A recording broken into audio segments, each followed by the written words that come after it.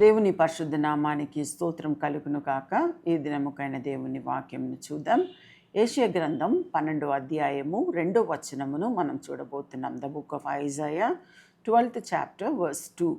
ఇదిగో నా రక్షణకు కారణభూతుడగు దేవుడు, నేను భయపడక ఆయనను నమ్ముకొనుచున్నాను. యెహోవాయే నాకు బలము, ఆయనే నా కీర్తన కాస్వదము, ఆయన నాకు రక్షణ దారమాయెను అని చెప్పి రాయబడి ఉంది.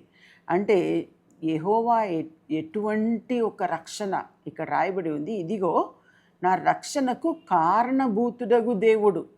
అంటే మన రక్షణ, అందరికీ రక్షణ కారణభూతుడు ఎవరండి? దేవుడే కారణభూతుడు. ఇక రాయబడి ఉంది, నేను భయపడక ఆయనను నమ్ముకొనుచున్నాను. అంటే ఫస్ట్ ఇక్కడ రాయబడి ఉంది రక్షణకు కారణభూతుడు దేవుడే. సో ఇంకా ఏమిటి నెక్స్ట్ రాయబడి ఉంది, నేను భయపడక ఆయనను నమ్ముకొనుచున్నాను.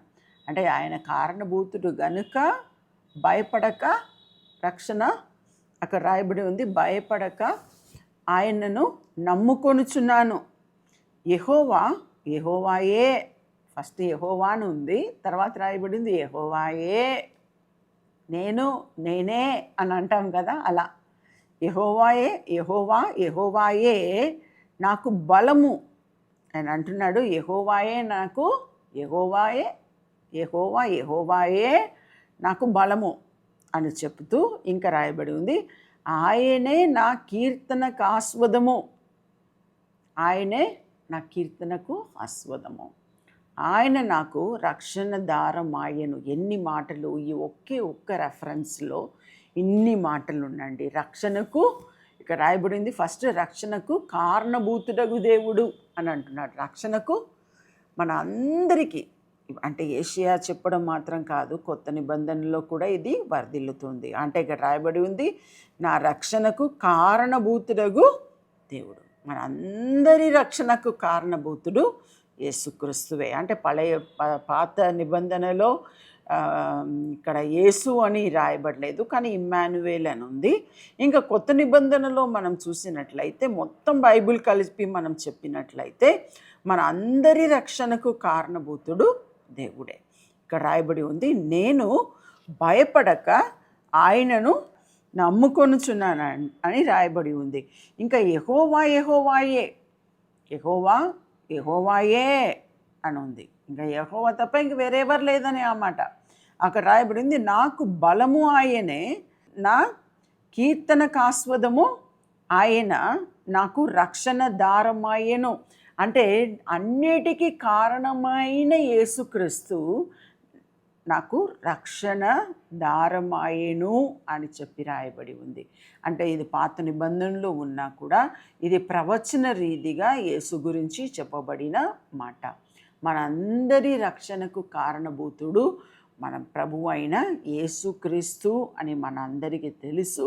మనం ప్రార్థన చేసినప్పుడు, నేను ప్రతిరోజు ప్రార్థన చేసినప్పుడు అలాగే చేస్తాను. ప్రభువా నీకే స్తోత్రం తండ్రి, మీరే నాకు అన్నిటికీ మీరే నాకు కారణము, అన్నిటికీ ఆశీర్వాదానికి మీరే కారణము, అన్ని విధముగా నన్ను దీవించినది మీరే కారణము అని చెప్పి ప్రతిరోజు మా భాషలో నేను ప్రార్థన చేస్తాను. ప్రార్థన చేసినప్పుడు ప్రతిరోజు కూడా దేవుణ్ణి అలాగే స్తుతిస్తాను. ఉదయం లేచినప్పటి నుండి మధ్యాహ్నం 1 గంట వరకు కూడా దేవుణ్ణి స్తుతించి, ఆరాధించి, మహిమపరిచి, తర్వాత 1 o'clock తర్వాతనే బ్రేక్ఫాస్ట్ చేస్తాను ప్రతిరోజు. ఈరోజు కాదు, ప్రతిరోజు అలాగే. అంటే ఏదో గొప్పగా చెప్పుకోవాలని కాదండి, అలా చేస్తూ నేను దేవునిలో సన్నిధిలో ఉన్నాను కాబట్టి, నాకున్న బలహీనంను బట్టి, నాకు హార్ట్లో స్టంట్ ఉంది, ఇంకా చాలా వీక్నెస్ ఉంది, ఇంకా మెడిసిన్స్ వాడుతున్నాను. అవన్నీ ఉన్నా కూడా దేవుడు ఇప్పుడు వరకు కూడా నన్ను సేవలో కానీ వేరే దేనిలో కానీ నన్ను వెనుక తీయలేదండి. ఆ రీతిగా దేవుడు నన్ను దీవించాడు. ఇప్పుడు వరకు కూడా ఎన్నో దేశాలు, ప్రపంచం అంతా ఉన్న దేశాల్లో, మారుమూల ప్రాంతంలో, ఇండోనేషియాలో మట్టిలో పొగ వస్తూ ఉన్న ఆ ప్రాంతానికి కూడా పోయి వచ్చాను.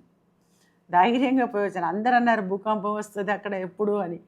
ఆయన కూడా మట్టిలో అక్కడ అది బూడిదిలాగా ఉంది, దానిలో నుండి అలా పొగ వస్తుంది. అక్కడ కూడా పోయి ప్రసంగం చేసి వచ్చాను.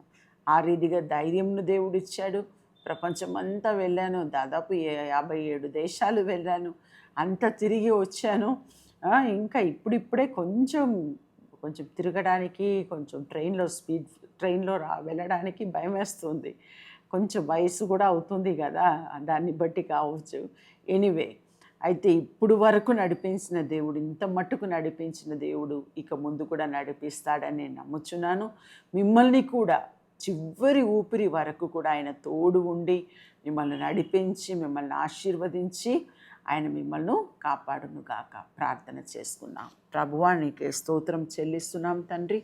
ఈ సమయంలో తండ్రి, ఎవరెవరు ప్రభువా రక్షణకు కారణభూతుడగు దేవుడు అని చెప్పి నీ వైపు చూసి మొరపెడుతున్నారు తండ్రి, వారు భయపడకుండా ప్రభువా, వారు నిన్ను నమ్ముకొని ఉన్నారు గనుక ప్రభువా, వారు తండ్రి వారు బలము పొంది వారికి ప్రభువా మీరే కీర్తన ఆస్వాదము అని చెప్పి రాయబడిన మాట ప్రకారం తండ్రి మీరే రక్షణ దారముగా మీరు ఉన్నారు ప్రభువా. ఆ రీతిగానే వారి జీవితంలో మీరు ఉండమని నేను ప్రార్థిస్తూ ఉన్నాను తండ్రి. వారి జీవితంలో సమస్తమునకు ప్రభువా కారణభూతుడుగా మీరు ఉన్నారని నేను నమ్ముచున్నాను. వారికి కావలసిన ప్రతి ఒక్క మేళ్లతో వారిని నింపమని, ఆశీర్వదించమని నేను ప్రార్థిస్తున్నాను ప్రభువా. నీకే స్తుతులు, ఘనత, మహిమను చెల్లిస్తున్నాం. యేసు నామములో అడిగి ప్రార్థిస్తున్నాం తండ్రి. ఈ ప్రోగ్రాం మీకు ఆశీర్వాదకరంగా ఉన్నదని మేము నమ్ముచున్నాం. ఫస్ట్ లైక్ చేయండి, తెలిసిన వారు మీ ఫ్రెండ్స్ అందరికీ మీరు షేర్ చేయండి, తర్వాత సబ్స్క్రైబ్ చేయండి. తప్పగా ప్రభు మిమ్మల్ని దీవిస్తాడు. ఇక రాబో వీడియోను కూడా మీరు చూడండి, దీవించబడండి. ప్రభు మిమ్మల్ని దీవించును గాక. God bless you.